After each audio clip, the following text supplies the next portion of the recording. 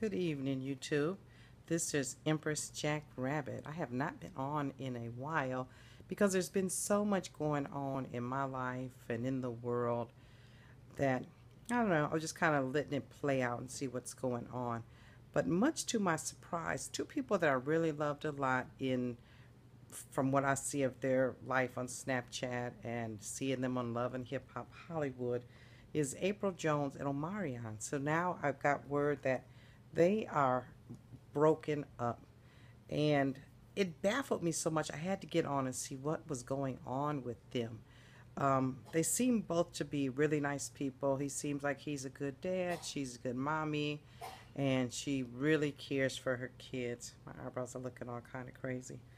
So I thought I'd give on here and go over a quick, just a little bit of what I saw or I see. Apryl is a Sagittarius. Her birthday is December 15th, 1986. And Omarion is a Scorpio. His birthday is November 12th, 1984. And actually that is a really kind of a good match. In some ways they are really good. They can be really about their business. Sagittarius women are really about their business, and they can hold it down for you really well. They got a lot of energy, a lot of thoughts, and a lot of creativity. Um, they can be very passionate about things, and they can get heated when they want to, and that all seems to be her. Where with Omarion, with him being a Scorpio, he can have a tendency to be laid back, but he is a super hard worker. He likes a lot of me time where she can be like a talker. She wants to talk, talk, talk. Just pretty much what men and women are. With him being a water sign and her being an air sign, a fire sign, excuse me, he can have a tendency to put her fire out where she can be spontaneous or want to jump and do this or that.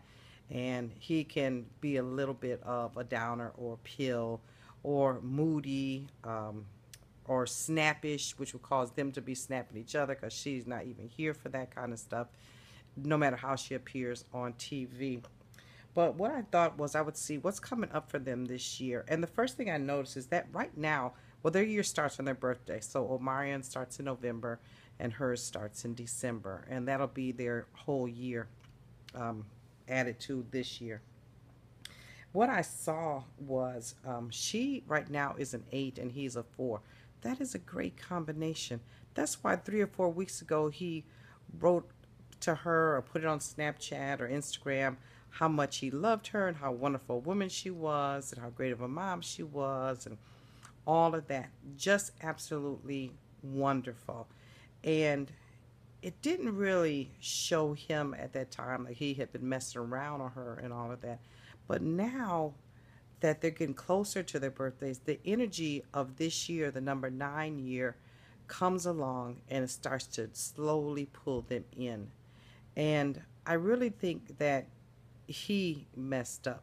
It maybe looked like he did wrong or made a bad mistake with somebody else. And that's all it would take for her because she's not here for that. Um, she really is a family-oriented person. She will hold it down and carry the weight for someone, and she's really, really a ride-or-die chick. Let me just say that. That's just why she is. She loves her children. She loves her family. She will manage that household to the T. She's a real caregiver, nurturing type of person. Him, on the other hand, is he likes the spotlight. He likes to shine.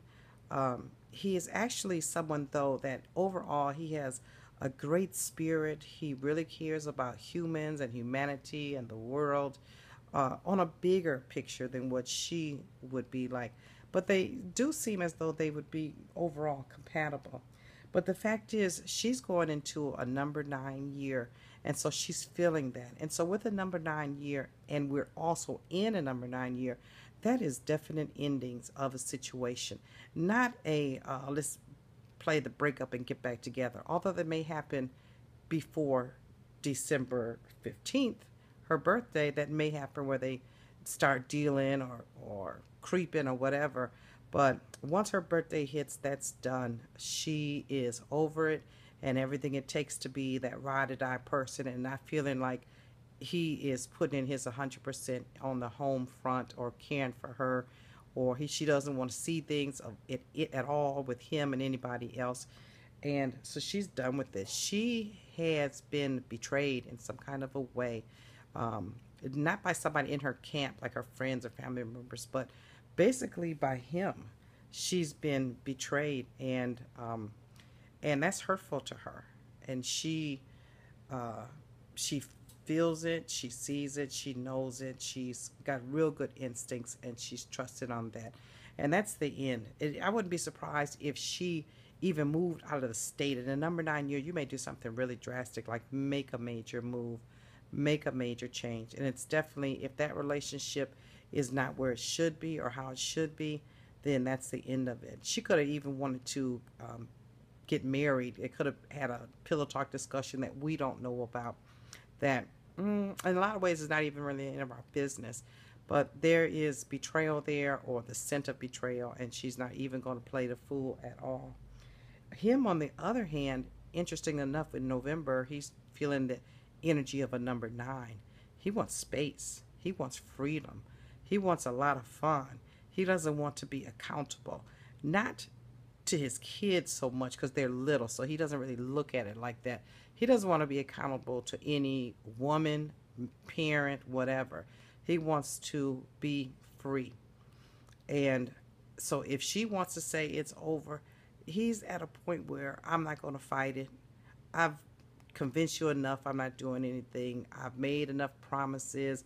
I've cared enough. I've done enough. I don't want to do anymore. I just want to do me. And that's what I see for him.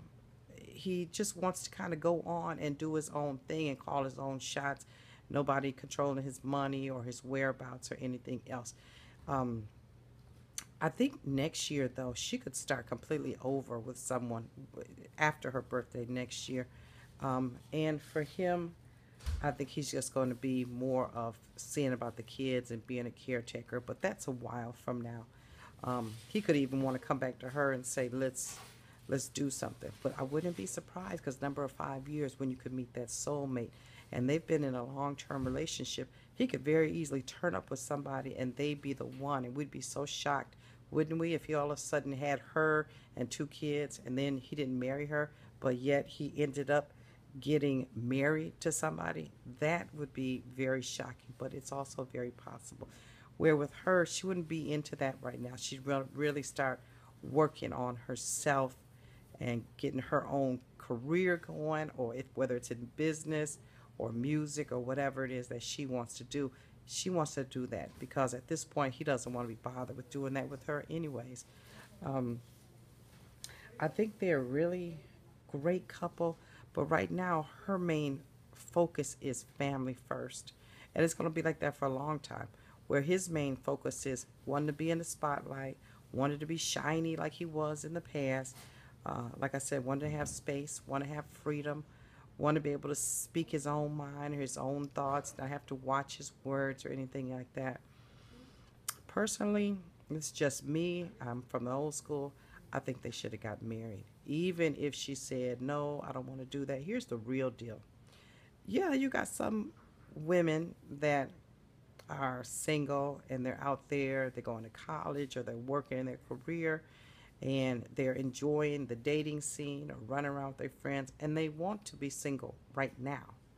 And that may have been her. But I think that once she started having the first baby and now the second baby, I think that she wanted to get married.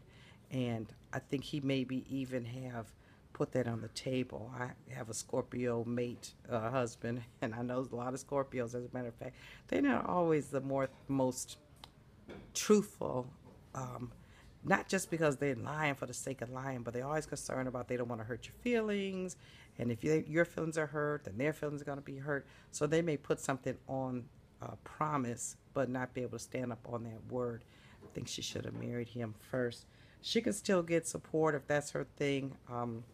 Maybe even a little spousal support or a mate support. Maybe what happens depends on what's happening in California and what does she have to give up in order to bear his children. That's always a possibility that could be discussed. think she's going to be okay, but I don't think that they're going to get back together. Not for keeps. I wouldn't be surprised if I saw them again or heard rumors of that. But the truth is, she's ready to get to go on and move on and do her life. Anyways, if you like that reading, thumbs up, leave a comment, say hi to me sometimes, and you guys have a great evening.